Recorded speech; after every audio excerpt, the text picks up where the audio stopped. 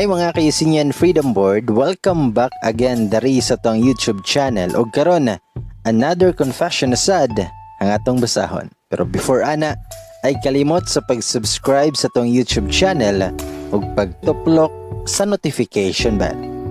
Og karon mga ka-UCnian Freedom Board, ladies and boys, ako si Gamay ug ako nang basahon ang confession karon.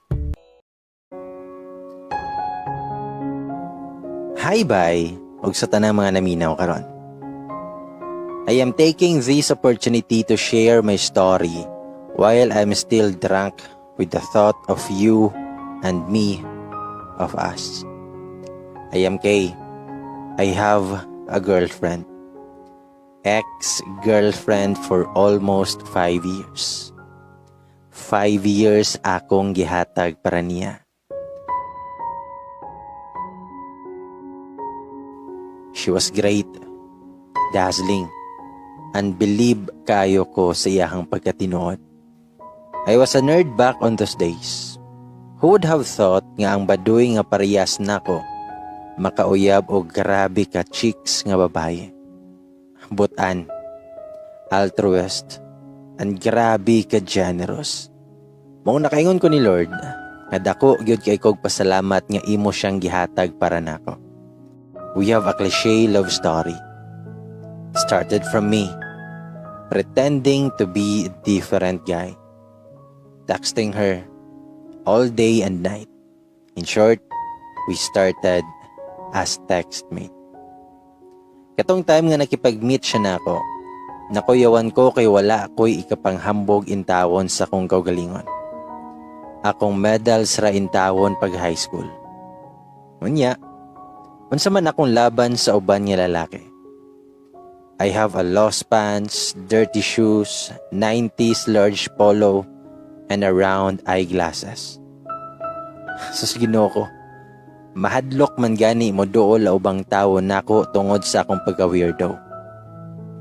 Then pagkita na namo, abi kog she was one of those girls nga cool guy and type.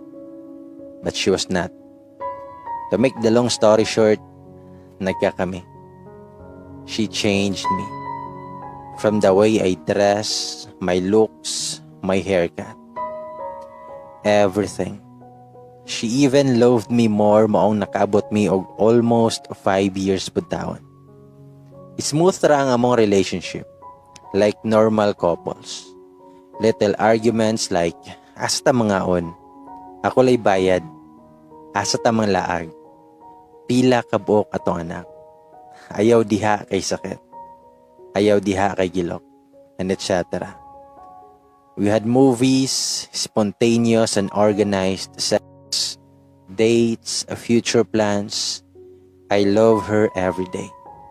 Waagyud ko napulaan. Then one day, she went cold. Dili ko bugo para dili makahibalo nga walay problema na munduha. Ahak siya. Ingnon pa kog, naunsa man ka? Unsa may problema nimo? Bisag siya ang naay problema. Mukalit lang og dili na mo text. Dili na magparamdam. For 3 months. She asked for a space because ganahan siyang i-discover what she really want. Alone.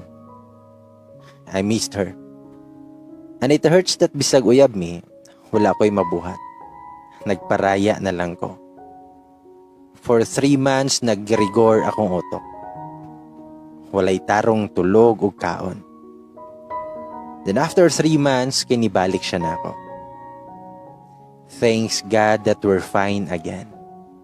Pero in spite that she's in the reach, it felt like she was too far. Dili na kay siya motingog. Di na siya magpahikap. Everything changed. Then one day, nagtapad mig katulog. I checked her phone. I found 2 guys' name. I felt cheated. As in sakit gyud kaayo while I was reading the whole conversation thread of both guys. I learned that she was cheating on me long before we are still in 3 years. I learned nga the reason why she asked for that 3 months kay 2 months siya sa Batangas with her one guy and 1 month for the other guy in Bohol. My tears fell. Few months have passed na wala gyapon ko ni give up niya. So silly of me, pero I just love her so much. Even though I was cheated, siya gihapon akong gipili.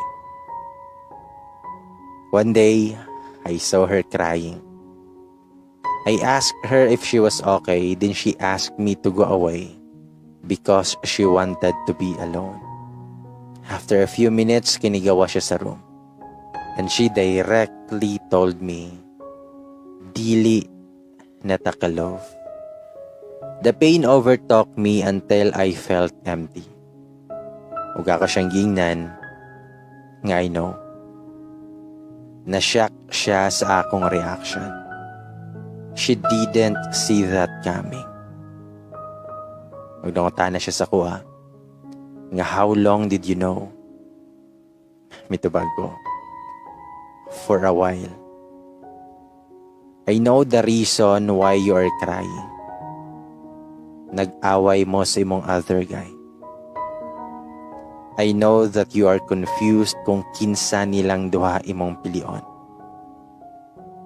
It hurts pero I know this will linger for a while. I have no regrets kay gibuhat na ko tanan just to make you happy. Nihilom na siya. I wiped her tears and kissed her for the one last time. Then she apologized. Ingon siya, sorry. I should have told you earlier. Please forgive me. Ako siyang gitubag. Nga hagbay na takagi pasaylo pangga. I will not ask you why you did this to me. You're a human. You're flawed. I completely understand.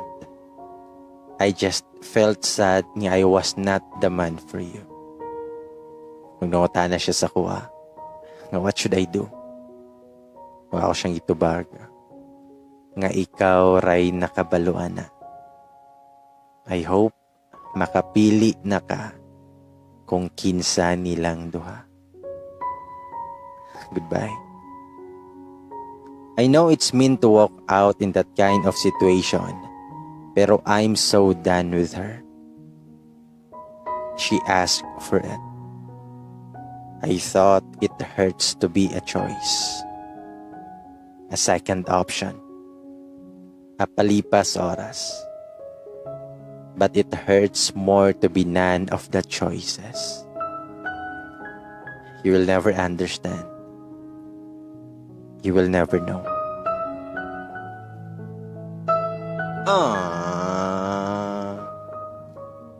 Nganong mang-cheat man jud mong mga babae? Nganong dili man mo makontentog isa? Duha, gusto jud tulo. Bitaw. Hais. Usahay jud. Musugot ta nga option na lang ta.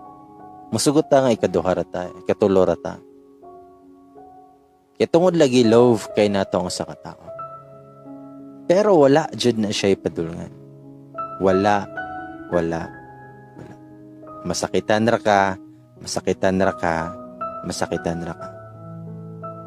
So kung naa ka sa situation o sa relasyon karon nga option ra ka, nga nag-cheat imong uyab or partner, nga kabit ra ka, damn, ayaw palabig dugay sa inana nga sitwasyon o relasyon. Masakitan ra ka ug mas masakitan pa.